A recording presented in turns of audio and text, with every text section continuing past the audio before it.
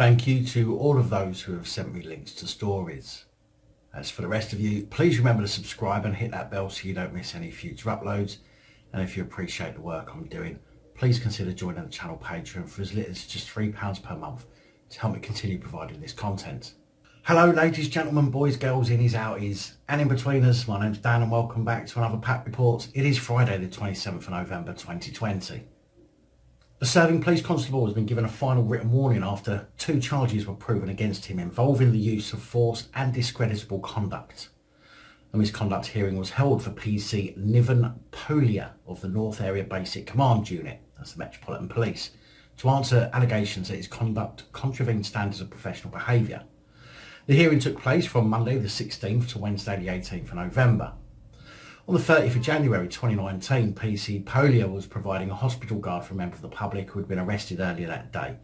At the scene, the man had been aggressive, trying to headbutt another police constable, kicking 2 others and apparently spitting blood at another. When at Barnet Hospital and handcuffed to a wheelchair, the man is said to have spat at PC Poliah's face as he removed the handcuffs. It was alleged the constable retaliated after the spitting by pushing his handcuff key into the man's neck, holding it against him and applying pressure, thereby causing a wound on his neck that was noted during his subsequent medical examination and which was apparent by photographs taken after the incident. It was further alleged, despite the arrested man shouting words to the effect of "You're stabbing me in the neck, you're stabbing me in the neck," the constable did not immediately desist. The misconduct panel, chaired by Judith Gribble, found both allegations were proven at gross misconduct level and issued a final written warning. But no criminal charges for assault. A Staffordshire Police constable has been dismissed without notice after being found guilty of gross misconduct. The constable was dismissed after an alleged public misconduct hearing heard that he harassed a colleague on a number of occasions between November and December in 2016. He also viewed information held on police systems for personal reasons and attempted to dispose of evidence on his mobile phone. Deputy Chief Constable Emma Barnett said the officer's behaviour was completely unacceptable and his actions caused significant distress to the colleague involved. He does not represent the vast majority of colleagues who will be appalled by his actions.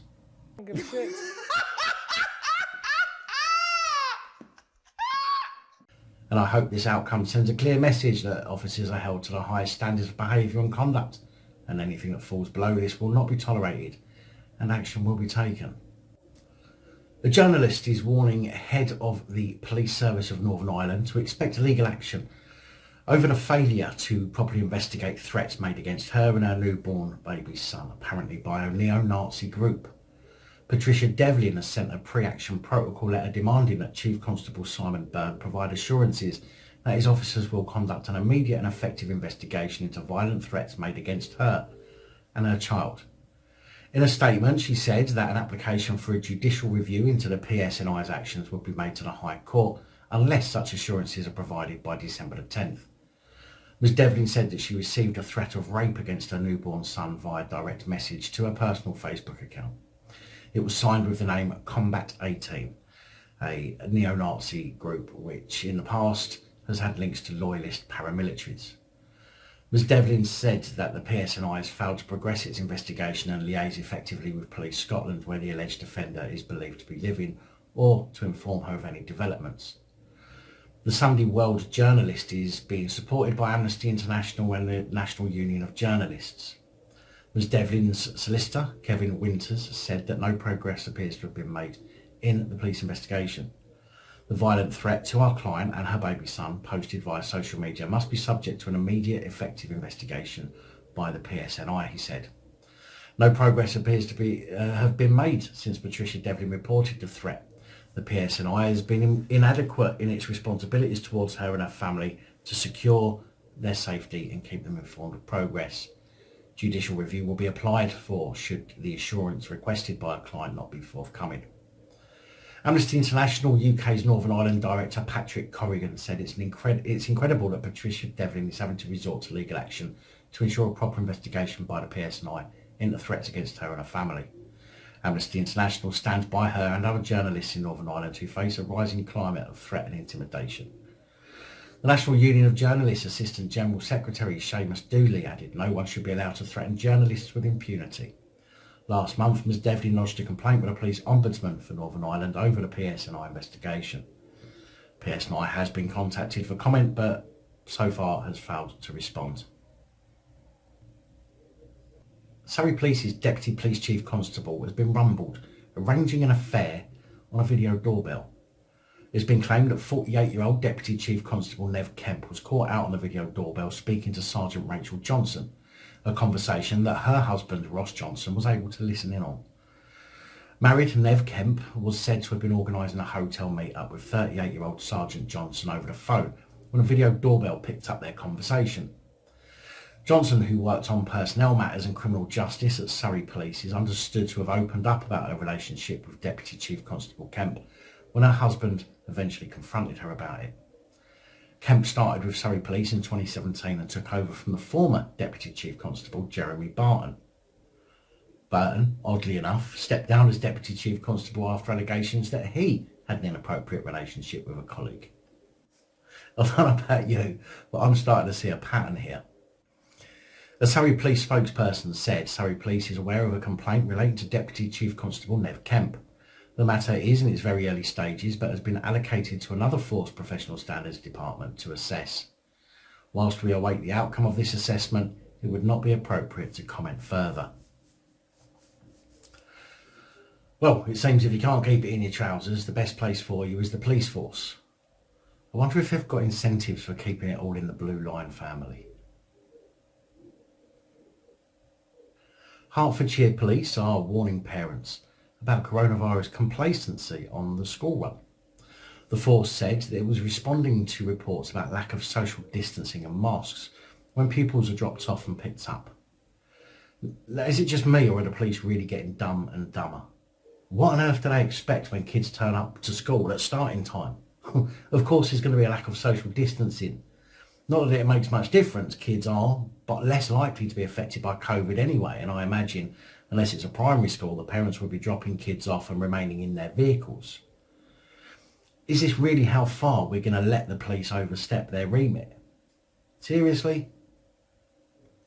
A spokesman said we have all a responsibility to take steps in helping reduce the spread of coronavirus. With this in mind, all families are required, unless exempt, to adhere to the following points to ensure a safe arrival and departure at school for all involved. The constabulary advises only one parent or guardian should drop off and pick up their child or children to reduce numbers outside school. Stay 2 metres apart from one another if you're not in the same household. Make good use of all available entry and exit points to the school site to avoid bottlenecks. Refrain from lengthy face-to-face conversations with staff or other families. Use digital communications methods during lockdown. Go straight home after dropping and or collecting your child or children. Consider wearing a face covering during pick-up and drop-off. The spokesman added, "Thank you for your support and understanding. Together, we will slow the spread of COVID-19 and save more lives." But none of this seems to be helping though anyway. So how will it help slow the spread? Look at all the places that were in the lowest lockdown tier before our latest full lockdown, and then who ended up in the higher tier after the full lockdown. Does that sound like any of this is working anyway? Earlier this month, Police Community Support Officer T. Prowl, a school's liaison officer in Hertfordshire Constabulary's Bishop Stortford Safer Neighbourhood team, incorrectly warned schools that students must wear masks whilst waiting at bus stops. But if they can hang around bus stops with tens of other children, then what's the problem walking through the school gates? More and more small changes and small restrictions so that people don't see what's happening. Think, people, if all of the current restrictions came into force in one go, even the most devout government worshipper would have trouble arguing that it was all necessary and proportionate.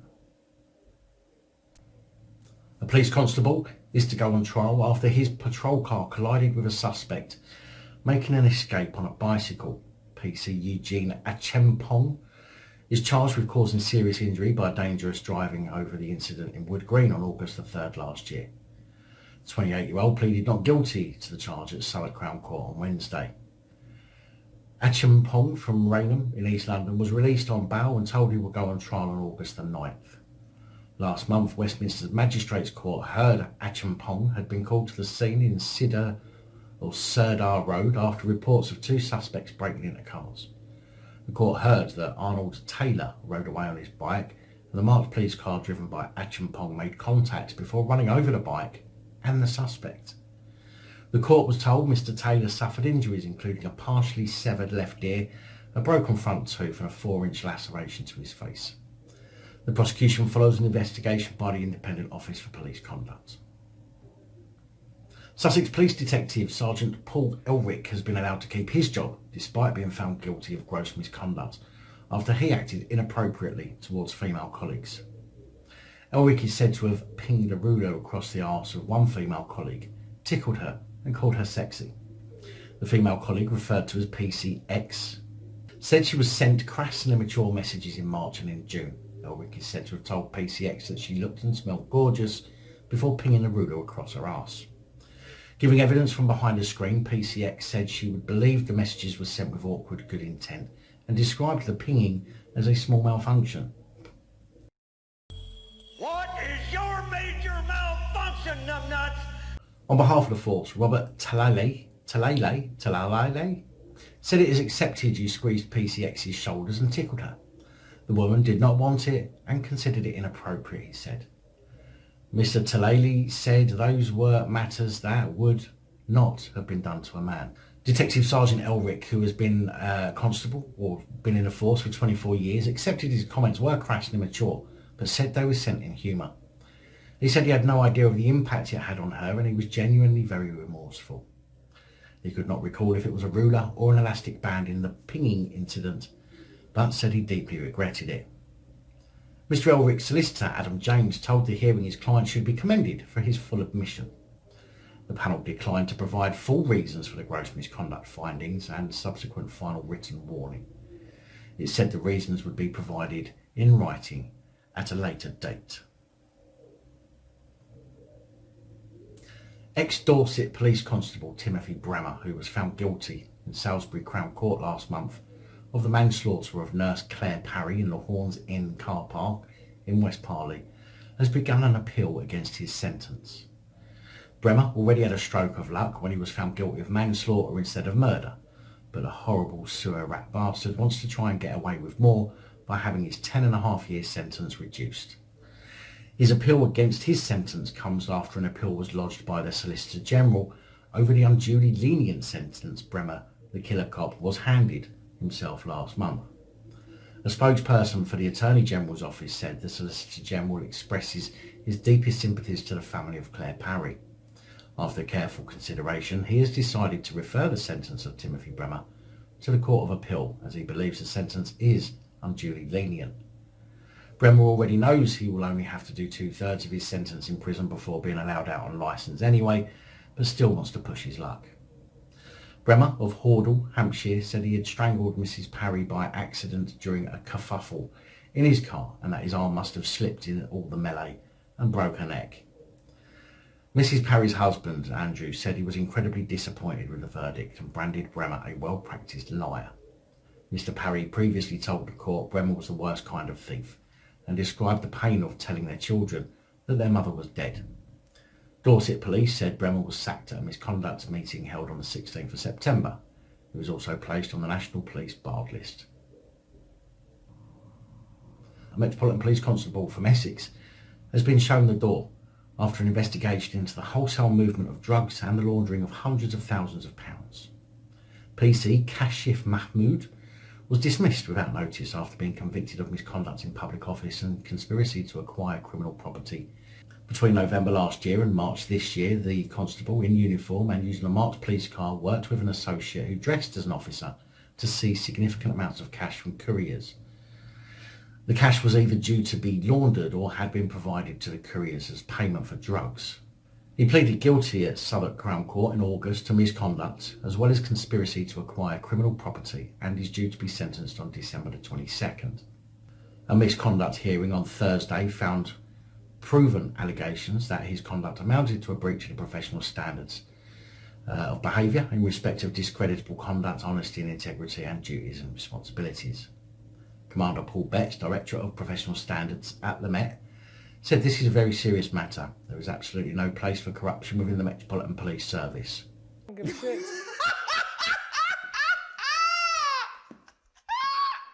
Following his conviction at court, it is entirely right PC Mahmood has been dismissed and he will also be placed on the College of Policing's bar list.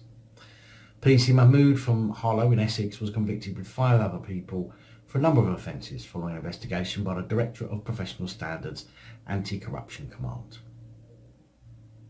Because the Directorate of Professional Standards Cover-Up Command was not available. 2 Metropolitan Police constables accused of taking and sharing inappropriate photographs of the bodies of 2 sisters who were murdered earlier this year could now face prosecution. In a statement released this week, the Independent Office for Police Conduct, which has been conducting an investigation into a series of misconduct allegations surrounding the case, announced that it had referred a file of evidence to the Crown Prosecution Service. The constables involved are accused of taking and sharing on WhatsApp inappropriate pictures of Bibba Henry and Nicole Smallman, who were found stabbed to death in Friant Country Park on Sunday the 7th of June. The conduct of a further 6 constables who are alleged to have known about, received or viewed the photographs and failed to challenge or report them is the focus of a separate IOPC investigation. A number of other investigations sparked by the initial accusations are ongoing. These include a probe into the use of discriminatory language and an allegation one constable shared an inappropriate photograph they took at the scene of a sudden death. These investigations are examining potential breaches of honesty and integrity and equality and diversity. IOPC investigators continue to gather and analyse the evidence, said the IOPC.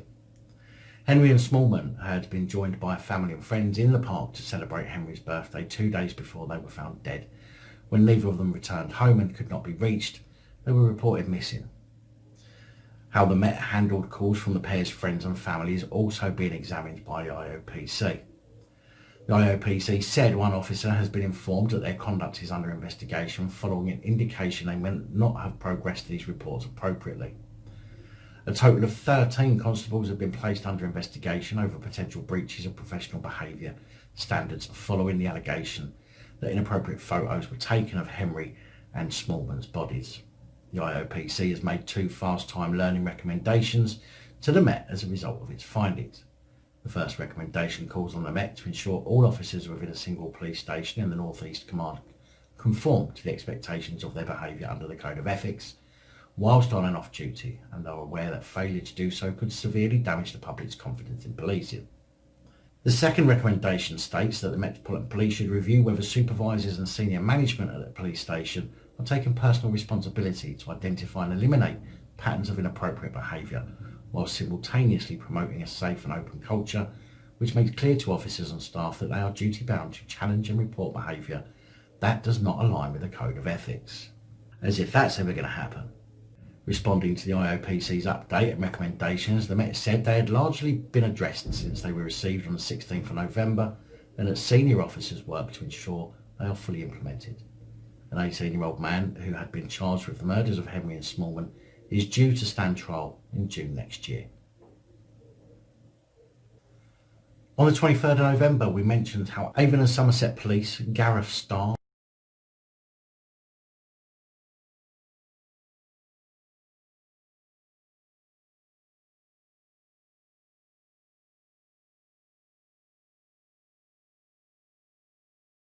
was facing a misconduct hearing over allegations that he made a derogatory comment to a detained person during the booking process, failed to visit and rouse the detained man every 30 minutes, or having the prisoner assessed to determine whether he was rousable, failed to organise clinical treatment for the man, after the detained person stripped off, pissed on the floor, shit on the cell door and stood in the waste, failed to remove him or seek advice on what action to take, watched CCTV of the man slipping and falling several times, laughing at him and calling him derogatory names, failed to challenge junior officers and other staff for also laughing at the detained person and making disparaging comments, instructed the detention officer not to go to the cell after the detained man fell, hit his head and remained motionless for around 10 seconds, and failed to inform a doctor that the man had hit his head and actively discouraging the doctor from attending the man. and during his handover to another sergeant failed to inform that sergeant that the detained person had fallen and hit his head. And although Sergeant Gareth Starr had already been advised to resign from the force by his force rep, he has still been found guilty of gross misconduct for all the good that will do.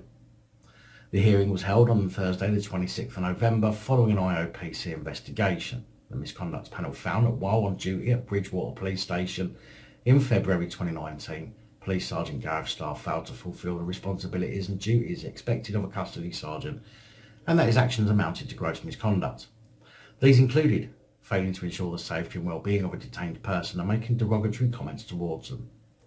Superintendent Simon Wilstead, Head of Professional Standards, said, "We expect the highest level of professionalism and care from all of our staff, and the safety of detainees in our care is of paramount importance.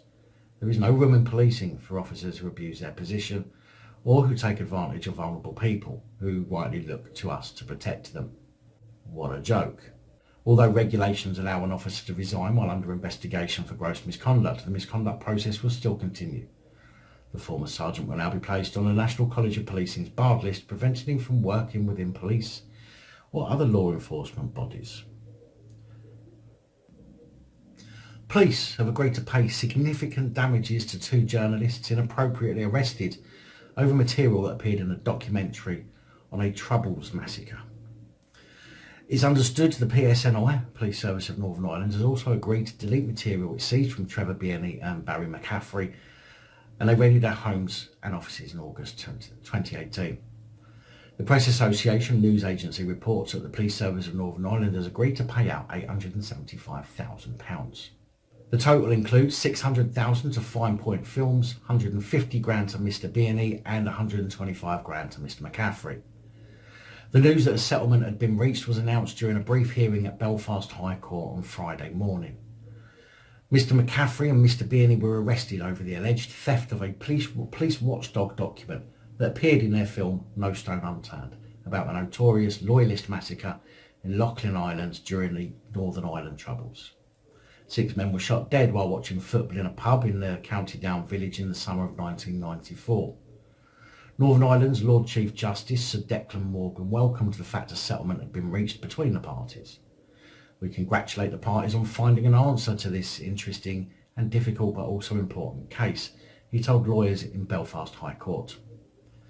Last year, Sir Declan and other senior judges ruled search warrants used by police to search the journalists' home and their offices at Fine Point Films had been inappropriate.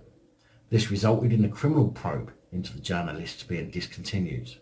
The original police operation had been undertaken by Durham Constabulary at the request of the Police Service of Northern Ireland amid conflict of interest concerns. In the summer, Northern Ireland's Police Chief Simon Byrne issued an unreserved apology to the 2 journalists. Reacting to the settlement, Mr Bierney said, "Today marks an end to the legal process I began in a police cell on August 31st, 2018 after being arrested and my home and offices raided by dozens of PSNI and Durham Police. We launched a judicial review in the face of the PSNI's most egregious attack on journalism to protect our journalism, our sources and press freedom itself. Over the past 2 years, the PSNI fought our attempts to protect our journalism and sources every step of the way. They sought to defend their indefensible attack on press freedom right up until the judgment delivered by the Lord Chief Justice in July this year. We have welcomed the current Chief Constable's apology for the actions of the PSNI. No such apology has been received by his predecessor, George Hamilton, under whose leadership the PSNI arrested us. Journalists in this jurisdiction now need to see Simon Byrne take all steps necessary to ensure accountability for the PSNI's despicable attack on press freedom and to assure the press that lessons have been learned." 2 Essex police constables have been dismissed after their involvement in a WhatsApp group where discriminatory and derogatory images and memes were shared. The group is said to have been discovered in May, and the constables were suspended from their duties at Essex Police headquarters in Chelmsford.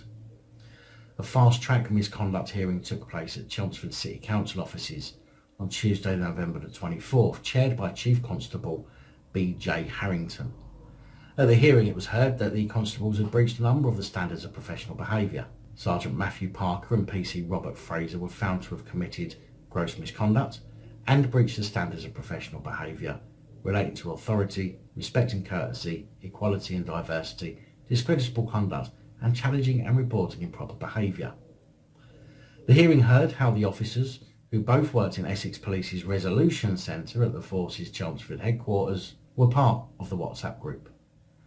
Chief Constable Harrington said, "I expect the utmost professionalism from all officers and staff at Essex Police, and that extends to their conduct on messaging and social media platforms, whether on or off duty. The public rightly expects the highest standards of officers and staff who are entrusted to keep them safe. No member of the police service should discriminate against any part of society. The behaviour shown by these officers undermines the hard-earned trust of the communities of Essex. It fell far short of my expectations and is out of step with the high standards of diversity, equality and inclusion, all of which are at the heart of what Essex Police stands for. It damages the reputation of the majority of those working within Essex Police who value difference in all people and provide a high-quality service to the people of Essex." Big thank you to channel supporters one and all, especially these guys. Your support is truly appreciated. Don't forget to like, share, comment and subscribe. Let me know your thoughts, as I know many of you will. And until next time, stay safe, look after each other, film the police, other officials, and please have a great weekend.